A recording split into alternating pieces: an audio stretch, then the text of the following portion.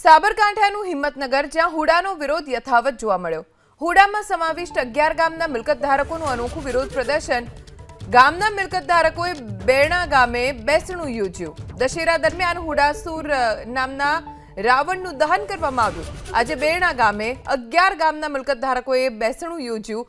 ગામની મહિલાઓએ હુડાના નામના છાજિયા લીધા. હુડા હટાવવા માટે 11 ગામના મિલકત ધારકો વિરોધ કરી રહ્યા છે. હડિયોલ, બેરણા, કાંકણોલ, કાટવાડ, બોરિયા, પીપલોદી, સવગઢ, પરબડા, નવા જેઠીપુર, બળવંતપુરાના ગ્રામજનો હુડાનો વિરોધ કરી રહ્યા છે. હુડાના વિરોધમાં સમયાંતરે ગામના લોકો વિરોધ પ્રદર્શન કરી રહ્યા છે. આજે અનોખું વિરોધ પ્રદર્શન ગામના લોકોએ કર્યું. 11 ગામના મિલકત ધારકોએ હુડાસુર નામના રાવણનું દહન કર્યું.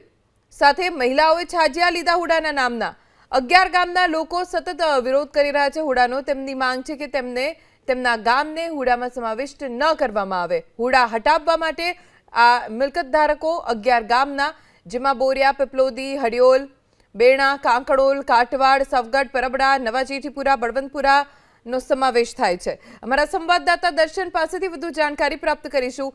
દર્શન, હુડાનો વિરોધ 11 ગામના લોકો કરી રહ્યા છે. શું માંગ છે તેમની અને શું રણનીતિ વિરોધ પ્રદર્શનની?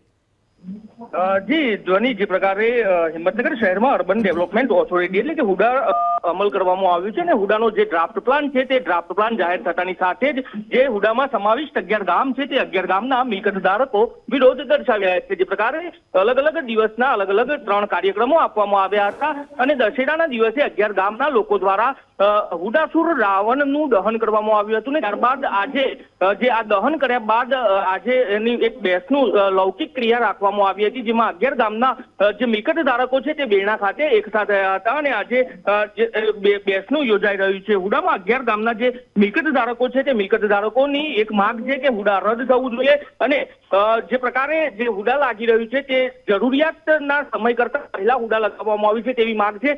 જે વસ્તીના ધોરણ છે તે પણ ઓછું છે અને જે વિકાસના જે કામો થવા જોઈએ તે થવા જોઈએ, પરંતુ જે મિલકત જે 40% જેટલી જમીન કપાતી હોય છે તે જમીન ન કપાય તે માટેનો આ વિરોધ જે 11 ગામના લોકો છે, સ્થાનિક મિલકત ધારકો છે, તે વિરોધ દર્શાવી રહ્યા છે. જોકે અગાઉ પણ 2015ની અંદર આ પ્રકારે એક હુડા લગાવવામાં આવ્યું છે. જે તે સમયે ઉગ્ર આંદોલન પણ થયું હતું અને તે વખતે તત્કાલીન મુખ્યમંત્રી આનંદીબેન પટેલ દ્વારા આ હુડાને સ્થગિત કરવામાં આવ્યું હતું અને ફરી એકવાર આ જે હુડા લાગવામાં આવ્યું છે તેને લઈને 11 ગામના જે મિલકત ધારકો છે તે મિલકત ધારકો વિરોધ પ્રદર્શન કરી રહ્યા છે. જી ધ્વનિ.